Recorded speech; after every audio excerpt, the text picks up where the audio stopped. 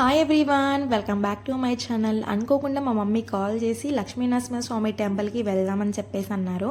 So ఇంకా నేను మా చిన్నోడు ఫాస్ట్గా రెడీ అయిపోయి అమ్మ వాళ్ళ ఇంటికి అయితే రీచ్ అయ్యాము. మమ్మీ, డాడీ, నేను, మా చిన్నోడు అయితే టెంపుల్కి వెళ్ళాము. సో ఫస్ట్ స్టార్టింగ్ 3 స్టెప్స్ అయితే మా చిన్నోడితో అయితే స్టార్ట్ చేయించాను. ఇక్కడ ఏంటంటే టెంపుల్కి వెళ్ళడానికి కొండపైకి ఎక్కడానికి మనకి స్టెప్స్ కాకుండా గుట్ట కూడా ఉంటుందన్నమాట. సో అలా కూడా వెళ్ళొచ్చు. మేమైతే అలా ఎప్పుడు రొటీన్గా వెళ్ళడం కాకుండా స్టెప్స్ మార్గంలో వెళ్దామని చెప్పేసి ఫస్ట్ టైం అయితే స్టెప్స్ ఎక్కాము. ఎప్పుడు కూడా మేము కొండపై నుంచి అని బైక్ ద్వారా అయినా పైకి వెళ్ళే వాళ్ళము. సో ఫస్ట్ అనమాట మా చిన్నోడితో అనమాట ఫస్ట్ లైఫ్లో ఫస్ట్ టైం ఇలా స్టెప్స్ ఎక్కుంటూ వెళ్తున్నాను మా చిన్నోడితో. సో నేను ఇప్పుడు చూపిస్తున్నాను చూడండి. ఈ ఆర్చ్కి లెఫ్ట్ సైడ్లో మనకి సాయిబాబా టెంపుల్ ఉంటుంది. కొంచెం ముందుకు వెళ్ళంగానే ఇప్పుడు నేను చూపించేది హనుమాన్ టెంపుల్స్ ఉంటాయి. Left side and right side both sides Hanuman temples మనకి లొకేట్ అయి ఉంటాయి.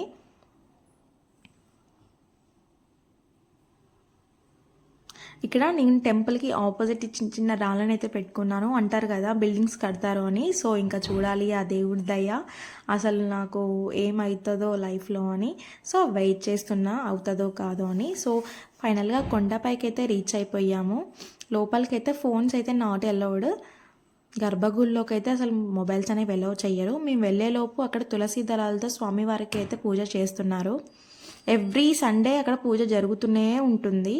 ఒకసారి మేము మా చిన్నోడి తర్వాత మేము అక్కడ అయితే కళ్యాణం చేయించుకున్నాము. ఆ వీడియో కూడా నా వీడియోలో ఉంది, ఒకసారి చెక్ చేయండి. ఇక్కడ ఒక 5 to 10 minutes స్టే చేసి పూజలో పాల్గొని మేమైతే దర్శనానికి అయితే స్టార్ట్ అయిపోయాము. దీనికి బ్యాక్ సైడ్ మనకి హనుమాన్ టెంపుల్ ఉంటుంది.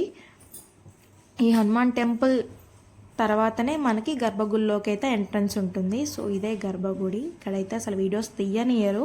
నేనైతే స్మాల్గా తీశాను. దేవుని అయితే అసలు చూపించలేదన్నమాట. మొబైల్స్ అయితే తీసేసుకుంటారు. ఇంకా దర్శనం చేసుకొని దానికి లెఫ్ట్ సైడ్లో కూడా అమ్మవారి టెంపుల్ ఉంటుంది. అది కూడా దర్శనం చేసుకొని బయటకైతే వచ్చేసాము. ఇది కొంచెం ఫార్వర్డ్ అవ్వగానే కొండలాగా ఉంటుంది. ఆ కొండ దగ్గర ఈ నాగరాజ టెంపుల్ అండ్ ఈ లక్ష్మీదేవి సమేత శ్రీ మహావిష్ణువు టెంపుల్ కూడా మనకు అక్కడ లొకేట్ అయి ఉంటుంది. అది కూడా చూడండి, మీరు వెళ్ళినప్పుడు తప్పకుండా వెళ్ళండి. చాలా బాగుంటుంది టెంపుల్. ఇప్పుడు నేను చెప్పాను కదా మహావిష్ణువు టెంపుల్ అని, దానికి ఆపోజిట్ మనకి కోనేరు అయితే లొకేట్ అయి ఉంటుంది. సో ఇప్పుడు నేను చూపించేది నేను చెప్పాను కదా శ్రీ లక్ష్మీదేవి సమేత శ్రీ మహావిష్ణువు టెంపుల్ అనమాట. ఇది దీనికి ఆపోజిట్ మనకి కోనేరు అనేది ఉంటుంది. అది కూడా చూపిస్తాను. ఆ కోనేరు అయితే ఒక పెద్ద చరిత్ర ఉందన్నమాట. అప్పుడు ఇంకా ఈ కొండపైనకి ఇంకా వెళ్ళే దారి ఉందన్నమాట. మేమైతే వెళ్ళే ప్రయత్నం అయితే చేయలేదు. అంటే ఈ టెంపుల్ అనేది కొండ మీద లొకేట్ అయి ఉంటుందన్నమాట. కొండ మీన్స్ ఇంకా దారులు ఉంటాయి. మేమైతే టెంపుల్ నుంచి రిటర్న్ అయ్యేటప్పుడు చూసామన్నమాట. కొండల పైన కూర్చొని ఉన్నారు మనుషులు, వేరే ఎవరో సంథింగ్ దారులు ఉంటాయి కానీ మనం వెళ్ళే ప్రయత్నం అయితే చేయలేము కదా. సో ఎవరైనా రావాలనుకుంటే కంపల్సరీ వచ్చి విజిట్ అవ్వండి. చాలా బాగుంటుంది టెంపుల్ మాత్రం. Swayambhu Lakshmi Narasimhaswamy temple, Gattai centre, Khammam.